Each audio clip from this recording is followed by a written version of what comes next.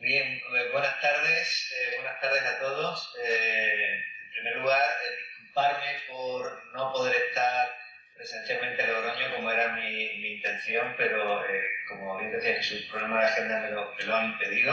La verdad que me apetecía mucho veros después de tanto tiempo de distanciamiento. En segundo lugar, pues agradecer a Sonibran por su invitación, muy especialmente a la persona de Agustín Martínez de Richoa, su presidente, y sobre todo a Mariola Moreno, que ha sido la que ha organizado la reunión. También, por supuesto, a Fernando Escobar, que hasta el último momento echando una mano con los problemas informáticos de última hora, que de vez en cuando aparece, y a Jesús Cebollado por su amable invitación, su amable presentación.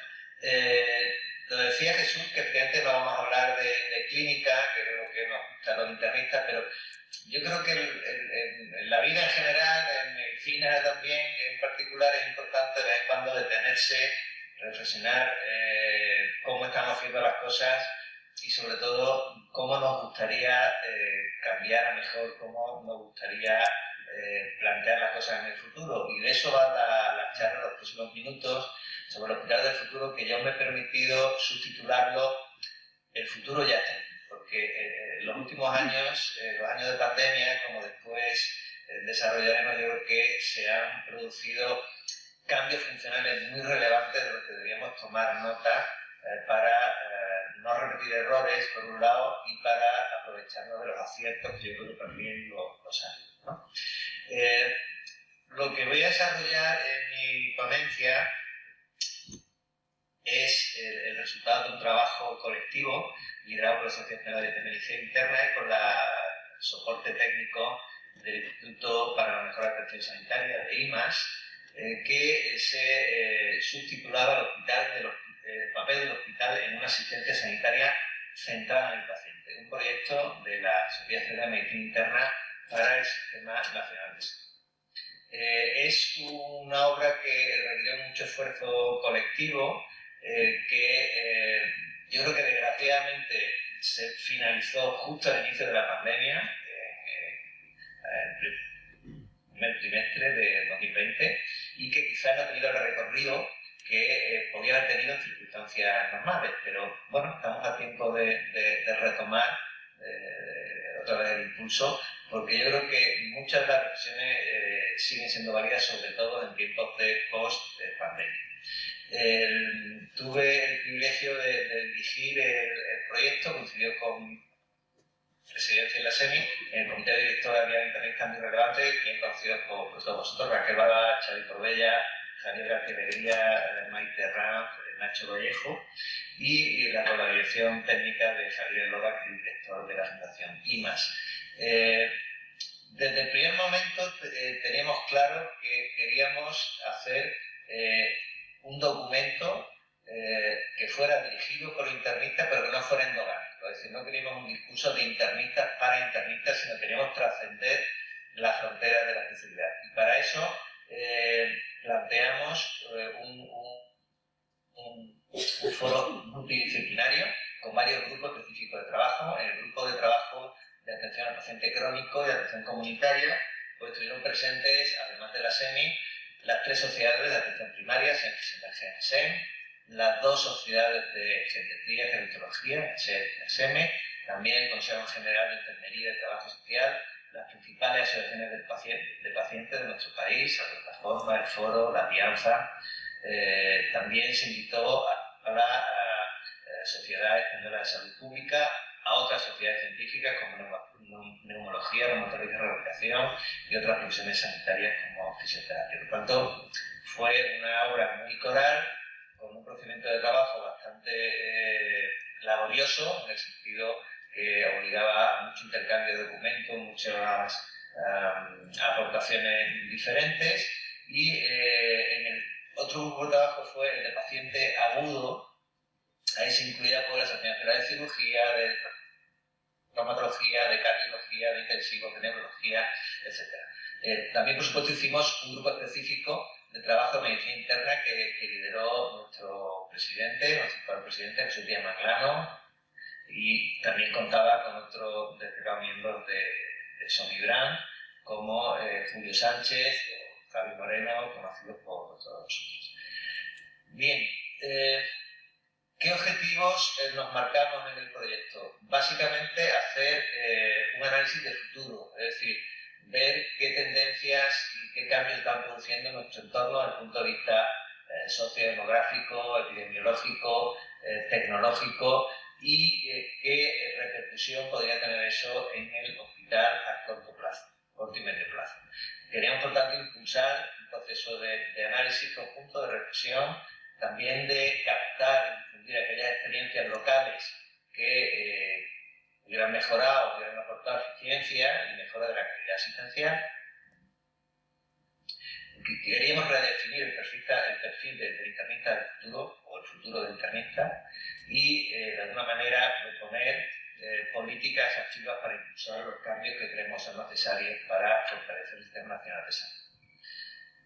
Cuando nos planteamos dónde estamos, cuáles son las tendencias de futuro, qué posibles cambios se están produciendo y se van a producir en nuestro entorno, no cabe duda que desde el punto de vista demográfico, lo que define a sociedades occidentales es el envejecimiento poblacional y, de la mano de este envejecimiento, la pandemia crónica de enfermedades no transmisibles que están muy ligadas tanto al envejecimiento como a los estilos de vida. Por tanto, este cambio de paradigma demográfico y epidemiológico pone de relieve la insuficiencia del modelo actual hospitalario, que es un modelo muy centrado en la atención a patología aguda, un modelo muy centrado en la fragmentación por servicios, y deberíamos reorientarnos a un modelo mucho más integrador, constituido por equipos interdisciplinarios de distintos servicios y distintos profesionales implicados en la atención de un proceso que garantizara no una asistencia episódica, que es lo que define un poco a la atención hospitalaria del paciente agudo, sino una atención continuada. Y desde luego, si queremos luchar con la pandemia de enfermedades crónicas, tenemos que poner el foco en la medicina preventiva, en la salud, la mejora de la salud poblacional. Otro cambio muy relevante es el cambio de actitud de los ciudadanos. Nos encontramos con personas mucho más informadas, mucho más activas, mucho más exigentes, que nos demandan información, nos demandan plazos de respuesta ágiles y que exigen que hagamos un ejercicio de transparencia en los resultados. Ahora mismo los indicadores sanitarios, los cuadros de mandos, los tenemos secuestrados en los despachos, no se hacen públicos los resultados de salud. En general,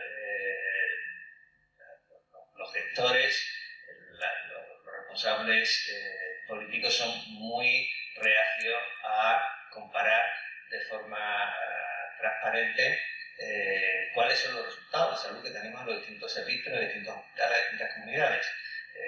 Pero esa es una tendencia que creo que es imparable. Tenemos que ir preparándonos para este ejercicio de transparencia y de análisis, de auditoría continua de los resultados.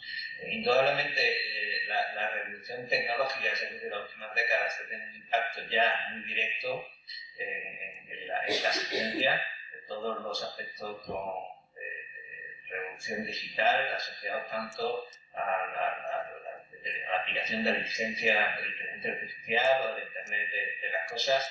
Va a cambiar de forma definitiva la práctica médica, pero bueno, no sé quién decía que un médico que puede ser sustituido por una máquina, pues no merece ser médico. Y yo comparto ese análisis, es decir, por mucha tecnología que tengamos, por mucha telemedicina, por mucha teleasistencia, siempre el factor humano va a ser clave, y el papel de los buenos clínicos va a ser insustituible. Las máquinas nos apoyarán en nuestro ejercicio, pero no nos van a sustituir en la práctica médica y en la práctica clínica. Y por último, es indudable que el crecimiento de los costes asociados a las innovaciones tecnológicas, a las novedades terapéuticas, va a ser también imparable en las próximas décadas, y eso a los médicos nos obliga desde un punto de vista bioético a hacer una apuesta por un gasto eficiente de los recursos públicos. Como decía Jesús en la introducción, apostar claramente por una medicina de alto valor y ser beligerante contra los actos médicos que no aportan valor al paciente, sobre todo lo que sea sobreutilización de recursos o sobremedicalización de los pacientes. Porque recordemos que el principio de equidad es un principio bioético que está por encima incluso del principio de beneficencia. Es decir, que los médicos estamos obligados a hacer un uso equitativo, solvente y eficiente de los recursos para hacer sostenible al sistema. Estas eran las tendencias. Centrándonos en el hospital, ¿qué cambios son previsibles, qué cambios son deseables en el próximo futuro? Yo creo que los profesionales debemos hacer presión para cambiar el actual modelo, que es un modelo muy piramidal, muy gerencialista, que es un modelo copiado de los sistemas industriales del siglo XIX, primero del siglo XX, pero que en entornos en los que el conocimiento es el principal valor de la organización, como ocurre en las profesiones sanitarias. En este caso, el valor está en el profesional, no en los órganos directivos, y por tanto el rol de los profesionales en el diseño, en el desarrollo y la planificación sanitaria debería ser mucho más relevante de lo que es ahora mismo. Evidentemente, los hospitales, los servicios son relaciones jerárquicas, alguien tiene que organizar y alguien tiene que planificar, pero no debemos confundir jerarquía con autarquía. Apostamos por un modelo de soluciones locales, es decir, no vale la misma solución para todos, sino que el sistema debería ser permeable para aquellas soluciones que en el ámbito local aporten valor. Ese concepto de redarquía, de trabajar en red con otros profesionales y de evitar la uniformidad, dando prioridad a la innovación local, porque son los profesionales de ámbito local los que tienen mejor conocimiento de su medio, los que pueden dar mejor solución a los problemas concretos de su hospital, de su área o de su servicio. Evidentemente, la estructura hospitalaria que tenemos ahora mismo, que es una estructura por servicios orientadas a órganos y aparatos, es una organización, desde nuestro punto de vista, que ha quedado obsoleta por el cambio de paradigma del paciente prototípico, que es un paciente añoso con múltiples patologías. Este tipo de organización por servicios en los hospitales lo hace con frecuencia más competitivos que cooperativos, promueve las divisiones entre los profesionales, dificulta la colaboración. Muchas veces los acuerdos de gestión los puntos de los acuerdos de gestión que nos imponen nos hacen competir con otros servicios y unidades más que cooperar con ellos, y lo peor de todo es que promueve la atención fragmentada a los pacientes.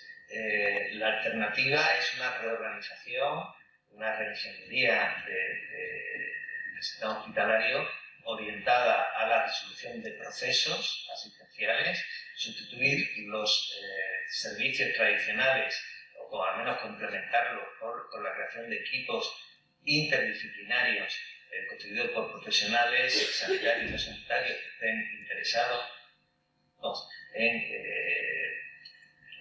la resolución, la atención a determinados procesos, y desde luego hay que cambiar la forma de entender las profesiones sanitarias. Hay que bajar la carga administrativa de los médicos. La enfermería tiene que dar un paso adelante y asumir roles más allá de los tradicionales de cuidado. Y eso ya en muchos países de nuestro entorno, que sean anglosajones, empieza a moverse en este sentido, porque desde un punto de vista de coste-eficacia no podemos permitirnos que los profesionales altamente cualificados, como son médicos especialistas, pierdan tiempo en en tareas de baja complejidad o en tareas administrativas.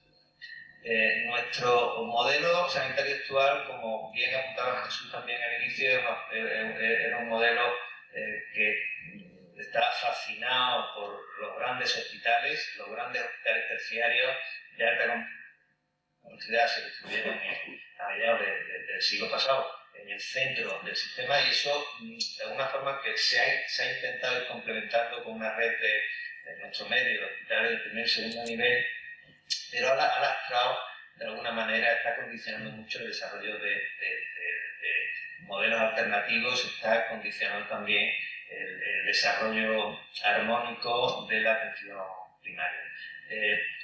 La propia definición de hospital en los años 60 se definía como instituciones cerradas, nada más lejos de la actual realidad. El hospital debe ser una estructura abierta, que no esté en el centro, sino simplemente encadenada al resto de los dispositivos asistenciales, que debe comprometerse en un objetivo de continuidad de la asistencia, y también tenemos que romper un poco con la idea de nuestro servicio, nuestro hospital, nuestro área de salud. Hay aspectos asistenciales de alta complejidad, de baja prevalencia, que obligatoriamente, para garantizar buenos resultados y para garantizar que sea un uso eficiente de los recursos, deben descentralizarse, deben desregionalizarse. No podemos tener equipos de trasplante diseminados por todo el país sin unos criterios claros, racionales, de buen uso, de eficiencia y de calidad. Nuestro modelo hospitalario, por definición, prácticamente es un modelo de atención episódica, por tanto discontinua, y esto de alguna forma tenemos que cambiarlo con nuestros pacientes crónicos. No podemos perderlo del radar asistencial. Deben estar monitorizados continuamente por el sistema, y el hospital debe colaborar activamente en ese proceso. Y por último, tenemos que cambiar la forma en que actualmente evalúan nuestro trabajo. Fundamentalmente, a los hospitales lo que se nos paga es por volumen de actividad, por número de actos, por número de procedimientos, y deberemos cambiar nuestra mentalidad a que se nos valore no por lo que hacemos, por la cantidad de lo que hacemos, sino por la calidad de lo que hacemos, es decir, por resultados en salud. Esto, como decía antes, es un cambio cultural con mucha resistencia, tanto profesionales como administrativas y políticas, pero el vector de transparencia y de auditoría del trabajo público que exige la ciudadanía, creemos que es imparable en los próximos tiempos. Después de este análisis, hacíamos una serie de propuestas, 4 propuestas, de cómo podría plantearse el hospital. Son propuestas generales, después habría que matizarlas o aplicarlas en el ámbito local, pero que pueden servir para trazar un marco general de por dónde podríamos ir. En primer lugar, decíamos cambiar el modelo hospitalocéntrico por un modelo de hospital mucho más abierto, mucho más fluido, que esté inmerso en el marco de redes asistenciales. El hospital de alta tecnología, el hospital de tercer nivel, debería redimensionarse, contar con una red de apoyo de hospitales más básicos, sin tanta tecnología, pero con más nivel de cuidado, más adaptado al tipo de paciente mayor con pluripatología. Como veremos luego, los servicios deberían ser sustituidos por redes de conocimiento o redes asistenciales, y deberían también regionalizarse los equipos, las unidades de soporte con grandes redes radiológicas o de laboratorio que den soporte a toda la red asistencial. Y por supuesto, tanto la atención primaria como los centros sociosanitarios, como el propio domicilio del paciente, deberían ser considerados parte de la red asistencial. Por otro lado, de puertas para adentro, el hospital del futuro debería, en nuestra opinión, cambiar el modelo fragmentado de servicios por una división médica más coordinada, en la que se desarrollaran áreas asistenciales un poco la línea de los que llamamos hospitales como el Carlisca o incluso los modelos de institutos del Hospital Clínic de Barcelona. A título de ejemplo, sin querer ser muy detallista ni abarcar todas las posibilidades, pero proponíamos una serie de áreas asistenciales que pueden ser el área de conocimiento del cáncer, el área cardiovascular, de nutrición materna infantil, y lo que, un poco siguiendo la terminología anglosajona, podríamos definir como centro de coordinación comunitaria. Serían, desde luego, los médicos generalistas, la medicina interna, tienen un papel ahí pivotal, porque junto con la atención primaria, junto con la enfermería, debería ser los referentes de la atención al paciente crónico complejo, y también liderar la educación poblacional en salud. Además de estas áreas asistenciales, habría unas áreas transversales de soporte asistencial que darían servicio a la división médica, incluyendo lo que llamamos coordinación de la asistencia aguda. Es decir, es importante asegurar que las transiciones del paciente agudo entre urgencias, intensivos, hospitalización, estén bien coordinadas. Lo que sería la división quirúrgica o medicina perioperatoria, con todos los servicios implicados en la atención del paciente quirúrgico, incluyendo el soporte de medicina compartida por médicos generalistas, por supuesto la rehabilitación, laboratorio clínico o radiodiagnóstico.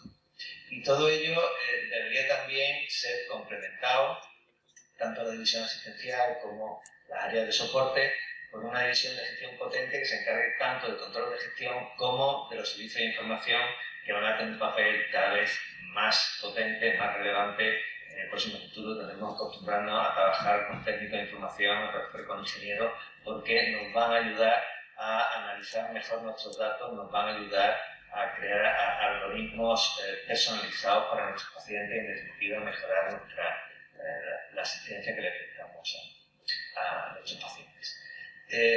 Otra tercera propuesta, un poco en la línea de lo que decía, de la necesidad que tenemos que abrirnos a que nos auditen, que nos comparen y que nuestros resultados se publiciten y sean conocidos por la sociedad, por los ciudadanos, es establecer estándares de calidad basados en el valor. Ahora mismo los estándares que tenemos son muy groseros, nos miden la estancia media, nos miden la mortalidad, nos miden algunas complicaciones iatrogénicas, intrahospitalarias, pero realmente deberíamos incluir en el futuro la perspectiva del paciente, la experiencia del paciente, lo que se llama PREMS, es decir, experiencia reportada por el paciente, los PROMS, son los resultados en salud publicados o reportados por el paciente, porque claro, ya no estamos hablando de curar una neumonía o de resolver una pancreatitis o de operar una fractura de cadera. Lo que estamos hablando es con qué calidad de vida, qué capacidad para reinsertarse en la sociedad de una forma autónoma va a tener el paciente después de pasar por un episodio hospitalario. Y eso todavía no lo hemos incorporado en la forma de medir los resultados de nuestro trabajo, los resultados en salud. Realmente, si lo pensamos, los hospitales de agudos son muy eficaces en tratar el proceso concreto, agudo, que genera el ingreso, pero somos una fábrica de generar síndromes geriátricos, somos una fábrica de producir fragilidad o incapacidad, sobre todo en pacientes mayores, ¿no? Que es el segmento poblacional que más va a crecer, que más va a demandar asistencia sanitaria en el próximo. Por lo tanto, tenemos que trabajar de otra forma, tenemos que medir lo que hacemos de otra forma. Y por último, insistíamos en la necesidad de continuidad asistencial, un concepto que siempre se ha aplicado al crónico, es decir, que estamos más familiarizados con extender este concepto de atención continuada en el paciente crónico, incluyendo el domicilio como centro de asistencia, implicando tanto a la enfermería y al médico comunitario como a la enfermería gestora de casos, la enfermería de enlace, al médico generalista hospitalario, al médico internista, incluir también los sociosanitarios, el tratamiento paliativo en este proceso, pero estamos menos acostumbrados quizás a hablar de asistencia aguda y creemos que hay mucho que adelantar en este tema de implantar no solo protocolos sepsis, sino protocolos de detección precoz de pacientes inestables en planta. Ahora hay modelos de teleasistencia que permiten tener medidas biológicas en tiempo real de nuestros pacientes, pero consideramos que sigue existiendo mucho escalón transicional entre la urgencia, observación planta, críticos planta, críticos urgencia. Es decir, que este es un área que evidentemente necesita mejora en el próximo futuro. Conceptos como la planificación precoz del alta, desde que ingresa el paciente con una valoración global de sus necesidades biopsicosociales, el concepto de asistencia compartida entre especialidades y entre niveles primaria y especializada, y insisto también, nuestro papel como generador de opinión y de formación en la salud poblacional deberían ser partes cotidianas de nuestro trabajo. Bien, hacíamos una referencia antes sobre la importancia que el cambio sociodemográfico, el cambio epidemiológico va a tener en nuestro trabajo como médico, en nuestro trabajo como internista en el próximo futuro. El modelo de medicina interna que tenemos en España, que es afortunadamente, en mi opinión, un modelo potente, somos la especialidad médica que más altas hospitalarias damos en nuestro país, estamos presentes en todos los servicios de hospitales de primer, segundo y tercer nivel, tanto públicos como privados. Tenemos, creo, un sentimiento corporativo de especialidad bastante fuerte, es decir, que creemos en lo que hacemos y en el valor de lo que hacemos. Como decía, este modelo de medicina interna española, desgraciadamente es minoritario, claramente minoritario, no solo en Europa, sino en la mayor parte del mundo. En Europa cada vez tiene más presencia el modelo anglosajón escandinavo, en que la medicina interna es en muchos casos simplemente un paso intermedio para acceder a una segunda especialidad, es decir, hay predominio del modelo de certificación dual en la mayor parte de países europeos. Y bueno, ese no es un modelo necesariamente malo, el problema es que la mayoría de los especialistas, de los subespecialistas, una vez que acceden a la práctica de la subespecialidad, abandonan los valores y la práctica de la medicina interna. Es decir, vuelven a una visión muy telescopada de la medicina, muy centrada en la enfermedad, muy alejada del paciente y, por tanto, generadora de una medicina fragmentada, de una medicina de bajo valor, un sobreuso de actos médicos de escaso valor. Esto en algunos países se está convirtiendo en un problema, por ejemplo en Reino Unido, donde la especialidad de medicina interna desapareció hace años, y esta editorial reciente, de hace un par de años, de British Medical Journal, dice que ante este desafío de la multimodalidad necesitamos buenos médicos generalistas. Y los buenos médicos generalistas, entre otros, somos los internos, ¿no? Vamos a incluir ahí los médicos de atención primaria, los geriatras, y quizás poco más. Pero bueno, de alguna forma, un mensaje que se ha trasladado sobre todo a la gente joven es que creo que tenemos una oportunidad histórica como especialidad. Tenemos el viento de cola desde el punto de vista epidemiológico, demográfico, y lo que tenemos que hacer es adaptarnos a lo que la sociedad nos está dando, es coger más expertise en el manejo de los pacientes mayores, coger más expertise geriátrico, más expertise en el paciente crónico complejo. Si no lo hacemos nosotros, lo harán otros. Eso es evidente porque el vacío asistencial no existe ni en medicina ni en ningún lado. ¿Cuál es la realidad actualmente? Algunas de las limitaciones del modelo hospitalario, pues hay estudios como este de New England que indican que si consideramos un hospital de alto nivel tecnológico, un hospital regional, lo que ellos llaman hospital factory, es decir, donde los protocolos para la atención a procesos concretos están muy bien desarrollados, llámese código ictus o código de infarto o politrauma o cataratas o fractura de cadera, pero realmente solo un tercio o menos de los pacientes que ingresan a un hospital de agudos, de alta tecnología, se acoplan bien a este tipo de modelo asistencial, muy protocolizado en la atención a la enfermedad y no centrado en el plan individualizado del paciente. Y esto es así porque el paciente puro, el joven con un proceso único, tratable desde una perspectiva pura de su especialidad, pues cada vez es menos frecuente. Otra evidencia añadida es que la mayor parte de los reingresos hospitalarios en pacientes mayores se producen por causas distintas al ingreso inicial. Es decir, esto lo que sugiere es que los médicos, cuando ingresan pacientes de edad avanzada en un hospital de agudo, arreglamos algunas cosas, pero con frecuencia empeoramos otras muchas.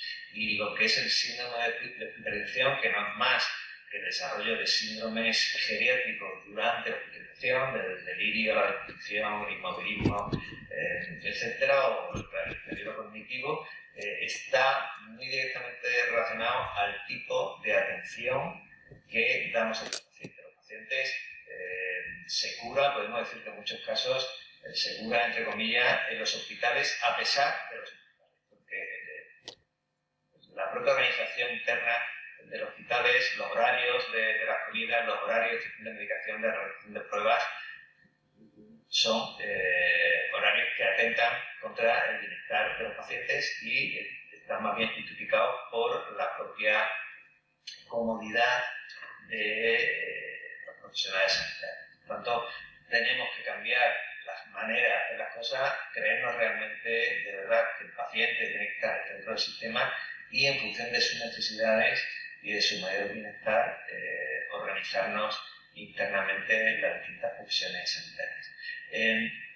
El trabajo que hicimos en la SEMI tenía un precedente de Royal College of London, el Futures Hospital, que en muchas cosas coincidía con nosotros. Ellos hacen una reflexión sobre la necesidad que el hospital factory, es decir, el hospital tecnificado, muy centrado en la resolución de procesos, se le inyecte un fuerte componente generalista.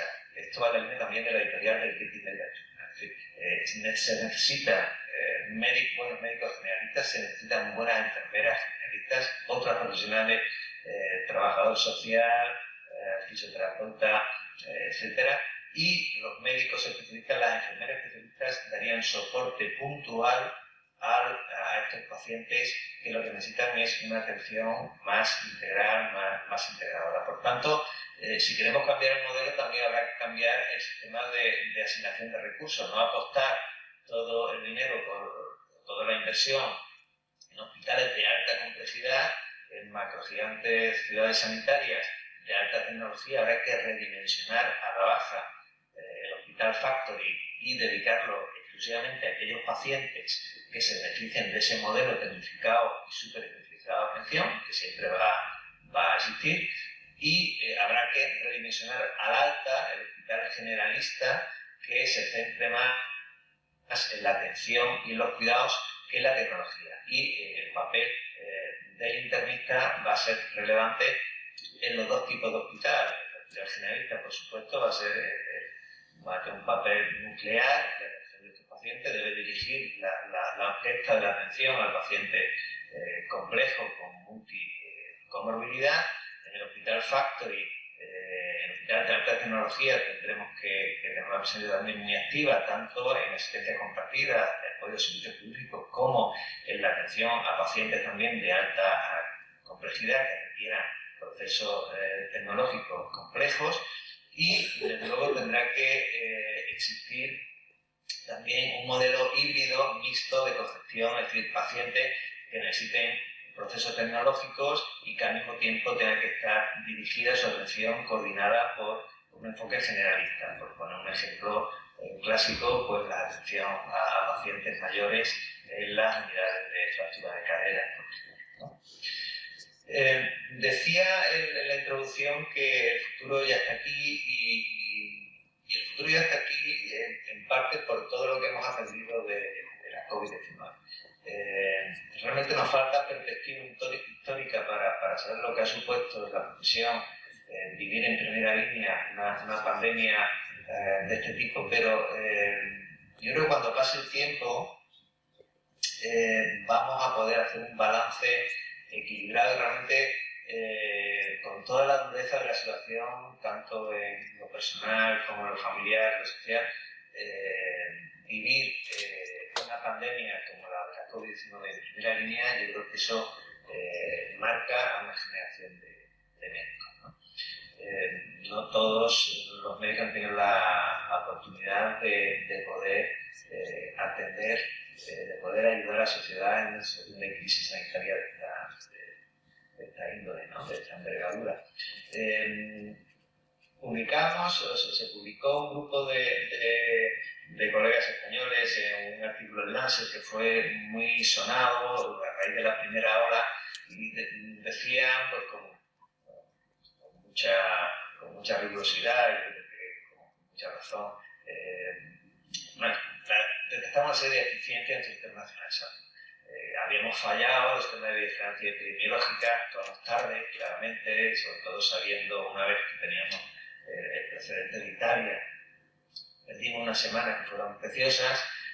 Inicialmente nos pilló al país con muy baja capacidad diagnóstica, con muy baja capacidad de equipos de protección individual. Puso de manifiesto que nuestro modelo descentralizado de sanidad tiene virtudes, pero que en momentos de crisis hubo descoordinaciones clamorosas que no deberíamos volvernos a permitir. Se echó en falta una Agencia Nacional de Salud que coordinara la política ante la crisis sanitaria. Fue realmente trágica lo trágico el impacto que tuvo la pandemia en la residencia, los centros sociosanitarios. Esto nos obliga a replantearnos en nuestro actual modelo y puso una vez más de manifiesto la infrafinanciación internacional de salud, especialmente en algunos ámbitos como voy a ser la atención primaria. Sin embargo, como decía, yo creo que no todo ha sido malo, puede sacar consecuencias positivas de esta experiencia de crisis, y ese fue el motivo de un artículo que publicamos en la revista clínica de Sevilla y yo sobre enseñanza del COVID, que se llama exactamente como, o he copiado el título del Hospital del Futuro ya está aquí, ¿no? ¿Por qué? Porque creo que la COVID aportó cosas positivas para nuestro Sistema Nacional de Salud. La principal, bajo el punto de vista, una de las principales, que por primera vez, por lo menos en mi experiencia profesional, que ya es larga, los gestores quedaron en un segundo plano y el protagonismo fundamental en la toma de decisiones, la reorganización del proceso, la reorganización estructural que los hospitales tuvieron que hacer en plazo de semanas, fue llevada por los clínicos, por los profesionales. Y en gran parte, en mi opinión, el éxito de la respuesta hospitalaria, el no colapso del sistema ante la primera ola, sobre todo, se debió a que los gestores cedieron el protagonismo a los clínicos. Desgraciadamente, yo creo que una vez pasado el susto, estamos volviendo al viejo escenario, ¿no?, de gerencialismo tecnocrático, pero como decía antes, el valor de la organización sanitaria está en el conocimiento, y el conocimiento lo tienen los clínicos, no lo tienen los tecnócratas. Los profesionales tenemos que exigir más protagonismo en las tomas de decisiones, en la toma de decisiones relativas a la reorganización sanitaria. Otro elemento muy positivo es que por arte de magia, no por arte de magia, por la propia expresión asistencial, hubo una reorientación completa, una reorientación completa al proceso asistencial, en este caso el proceso asistencial COVID. Por arte de magia desaparecieron las fronteras entre especialidades, se crearon de forma colaborativa equipos multiprofesionales orientados a la atención al COVID. Si esto hemos sido capaces de hacer en un tiempo extra frente a la COVID, ¿por qué no podemos ser capaces de reorganizarnos para atender la insuficiencia cardíaca, para atender la fractura de cadera o para atender hemos sido capaces de hacerlo, tenemos la obligación de seguir afrontando la pandemia de fondo de nuestra sociedad, que no es la COVID, ni la viruela del mono, ni el ébola. La pandemia de fondo es la pandemia de enfermedades crónicas no transmisibles, que están y estarán en el fondo de nuestra actividad y que van a copar la mayor parte de nuestra actividad en muchos años. También fuimos capaces de convertir los hospitales en hospitales orientados a niveles de cuidados. Los pacientes casi de forma automática se estratificaban en riesgo. Había un gran dinamismo entre las distintas áreas asistenciales, urgencia, hospitalización, UBI, planta, domicilio. Eso es un valor que aprendimos a hacerlo y que deberíamos continuar ejerciendo. También creo que demostró que parte de la actividad sanitaria que hacíamos era una actividad redundante o superflua, es decir, muchas revisiones en consultas seguramente se pueden arreglar, se pudieran arreglar bien por consulta virtual o telefónica, y no deberíamos volver a las andadas de tener cohortes de pacientes secuestrados en los hospitales con revisiones periódicas. Seguramente no se necesitan, que son disruptivas por otro lado para su día a día. La COVID ha supuesto también un impulso decisivo en la innovación tecnológica en los hospitales, ha puesto en valor y facilitado los cuidados en domicilio. También, como decía al principio, el papel de los burócratas desapareció. Cosas que eran imposibles, como que se entregara la delegación hospitalaria a domicilio, pues se hizo factible de un día para otro. Es decir, perdió peso el control burocrático de la organización. El hospital se hizo mucho más flexible, mucho más fluido. Los clínicos tomábamos decisiones y nos adaptábamos continuamente a la presión asistencial, al tipo de pacientes. Y un último punto muy importante, yo creo que para la profesión sanitaria en general, para los médicos en particular, la COVID supuso una renovación colectiva de nuestros compromisos éticos como profesionales médicos, ¿no? A veces con un coste personal muy alto, pero bueno, para eso estamos los médicos, para estar ahí en situaciones de crisis y ponernos al servicio de la sociedad. Ya para acabar, yo haré un llamamiento a la gente joven que tenemos en la sociedad. Jesús decía en la introducción que estamos moviéndonos en un marco normativo de los años 80. La generación, los médicos de los años 80 tuvieron un papel muy relevante para cambiar el modelo asistencial. Nuestro Sistema Nacional de Salud se basa en gran medida en toda la movilización que tuvieron el colectivo sanitario, el colectivo médico en los años 70-80, y de ahí salió las grandes guías legislativas que ahora mismo soportan nuestro sistema: la Ley General de Sanidad, el sistema MIR, la reforma de atención primaria y la atención especializada.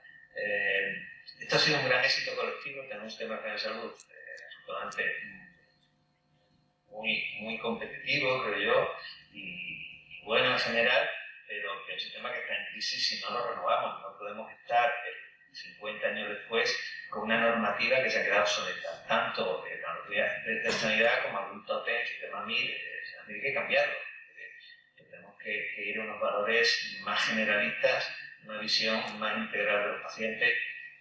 Es un predominio de médicos con una visión global y redimensionar la hiperespecialización. Yo creo que vamos a un doble modelo de médicos no especialistas, sino hiperespecialistas. No van a ser ya cardiólogos, serán arritmólogos o hemodinamistas, no van a ser neurólogos, sino neurólogos especialistas en esclerosis múltiple. Y por otro lado, tenemos una base amplia, potente, un colectivo amplio de médicos generalistas con visión integral de las patologías y que tengan el soporte especializado, hiperespecializado cuando este se requiere. Ya para acabar, decir que siguiendo lo que decía Benkei, que los cuidados del futuro no sé cómo será, pero la única forma de predecir el futuro es trabajarlo y construirlo con nuestro día a día. Y como decía en la introducción, de vez en cuando digo que no está mal pararnos como clínicos, dejar un poco al lado nuestra tendencia a siempre reflexionar sobre temas clínicos y pararnos a pensar qué somos, qué hacemos y cómo nos gustaría ser en el futuro, cómo nos gustaría hacer las cosas en el próximo futuro para más beneficio de la sociedad. Y esto es todo. Muchas gracias por vuestra atención.